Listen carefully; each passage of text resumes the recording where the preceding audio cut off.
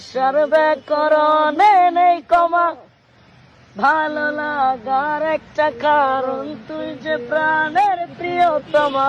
ওয়াজ মাহফিলের মঞ্চে যিনি সবসময় কড়া কড়া বয়ান আর কঠোর অবস্থানের জন্য পরিচিত, সেই মাওলানা রফিকুল ইসলাম মাদানির গলায় হঠাৎ রোমান্টিক গানের সুর। একজন আলেম মানুষের এমন আকস্মিক রূপ দেখে রীতিমতো তাজ্জব বনে গেছেন নেট দুনিয়ার মানুষ। অবিরাম এই ভালোবাসার ব্যাকরণে নেই কমা, ভালো লাগার একটা কারণ তুই যে প্রাণের প্রিয়তমা। ফেসবুক, ইউটিউবে ভিডিও ভাইরাল হতে শুরু হয়েছে তুমুল আলোচনা আর সমালোচনা। প্রশ্ন উঠেছে, একজন ধর্মীয় বক্তা হয়ে তিনি কিভাবে এমন ভিডিও করলেন?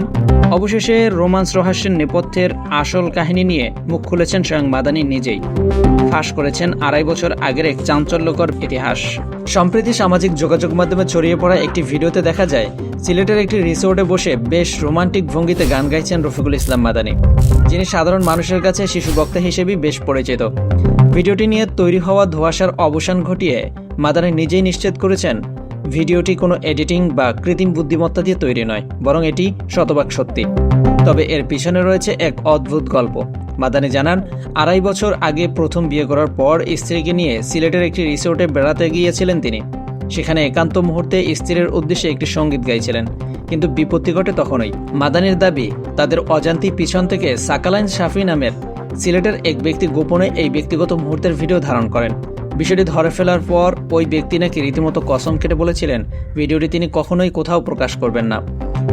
শুধু তাই নয়, নৌকা দিয়ে ঘোরার সময় আরেকটি ভিডিও ডিলিট করার জন্য অনুরোধ জানালে সেখানেও কসম খেয়ে আশ্বস্ত করেছিলেন সেই ভিডিওগ্রাফার। কিন্তু কসমের সেই গুঁড়ো বালি এখন পুরো সামাজিক যোগাযোগ মাধ্যমে তা দৃশ্যমান।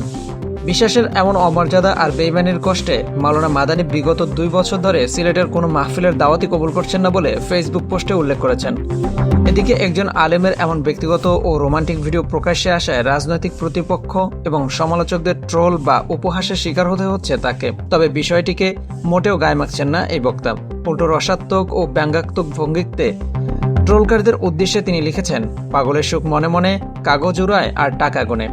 তিনি আরও দাবি করেন, সাবেক প্রধানমন্ত্রী শেখ হাসিনার আমলে দীর্ঘদিন কারাবাস, রিমান্ডের নির্যাতন কিংবা নানামুখী ব্ল্যাকমেইলের চেষ্টা যেখানে তাকে দমাতে পারেনি, সেখানে সামান্য একটি গানের ভিডিও দিয়ে তাকে মানসিকভাবে ভেঙে ফেলা যাবে না।